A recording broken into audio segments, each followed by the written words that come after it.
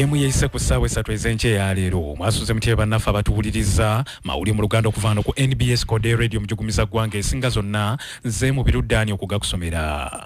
Abantu 12 be bakakasiddwa nti bafiiridde mu kabenje akaguddewo mu kire kikeseza olunaku lwa leero ku kyalo lw'aba ndifa kulya bugiri ku luguudo oluva Iganga okudda Ettololo. Kano kabadde kabenje akabadde wakati w'emmotoka ya lukululana namba kabama M574 ebadde edda mu bitundu eby'e Kampala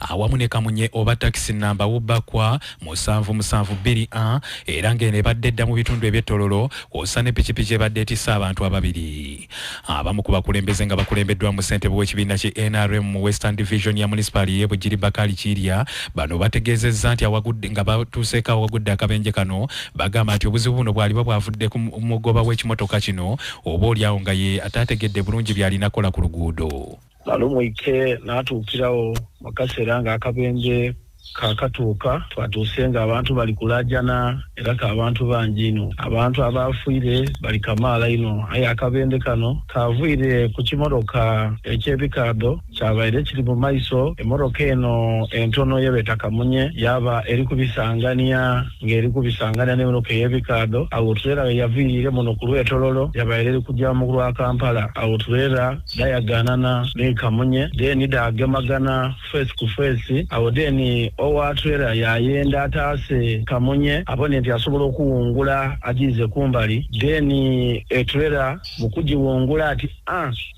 trera yakutuka ku omutwe deni kyana kino ekyeinuma kyaida kyabiri kyaida kyagemagana ni omutwe ogwa trera deni Kamunye okyana kino kyakuba ki Kamunye kino deni ekintu kino ekibaaku kino ekigundi kino kitanke ekyeinuma kino kyavaaku kyagwa ku Kamunye deni Kamunye okutuukawo natuusenga tuli kugitema okuboneka nti tuyamba abantu ababi munda abantu abasinga twabatwalire mu inuma mu buutu aye nga kino ekintu ekindi kirambaire ku bantu abandi so twatwairewo emirambo okusookera twatwairewo emirambo mukaaga.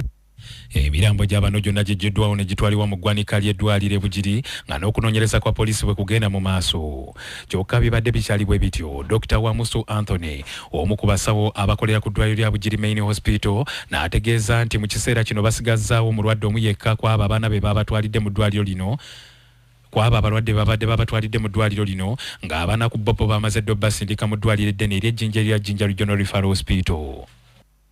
Kusawanga asatu kitundu ez'ekiro y'omwogezi wa poliisi mu bitundu eby'obuvanjuba bwa Busoga nga Michael Kafayo akakasizza akabenje kano era n'agamba nti okunoonyereza kukyagendera ddala mu maaso kyokka n'ategeeza nti poliisi ekoze buli ekisoboka kyonna okukakasa nga emirambo gino gisobola okuggibwawo era giweebwe bannyinigyo. Olwaleero poliisi y'e Bugiri yafunye ripooti eya accident gye tuyita fato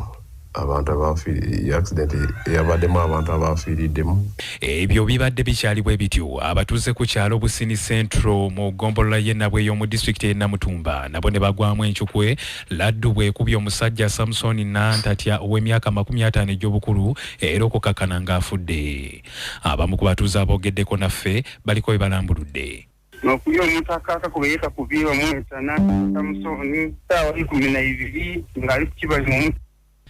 Poliisi mu bitundu eby'e Namisindwa eri ku muyiggo gwa maama n'omutabani ne mutabani we bagambibwa okukakana ku kitaabwe era bba w'omukyalo ono ne balyoka bamukuba n'oluvannyuma ne kimuviirako okufa. Bino bigambibwa okubaawo ng'ennaku z'omwezi 27 omwezi ogwokusatu omwaka guno nga Isaac Wafula mutabani w'omugenzi bwe yamala okukola ekikolwa kino ne nnyina paawo n'omu yaddamu kumanyako mayitire gaabwe. Omwogezi wa poliisi mu bbendobendo lya Elgon Rogers Crispus Taitika agamba nti omuyiggo gw'abano gutandikiddewo mu bwangu ddala yadde nga bo be babawenja bo basuubira nti bakugumaza mbiro naye agambye nti poliisi yakubakwata. Tutandikira okusamba ensiko kuboneka nga bana ababiri bavuunizibwa Wafula Isaac myaka 28 ne maama we Kibone Evelyn myaka 48. Kikobebwa nti bano bekoba ine bakuba Kisitu John ono abaire bawono Evelyn ate nga baba wa Isaac nti ekintu ekimuviireko okufa entabwe kikobebwa nti abayetagula byakulya waka amateeka galambika bulungi ono omwana omukulu ate niwabangayiziza omusango obukoosi obanga alemererwa tibusaideko banti otwaire amateeka mu ngalo. Bano tuli banoonya akaseera konna bagemebwe babenga batwalibwa mu kooti.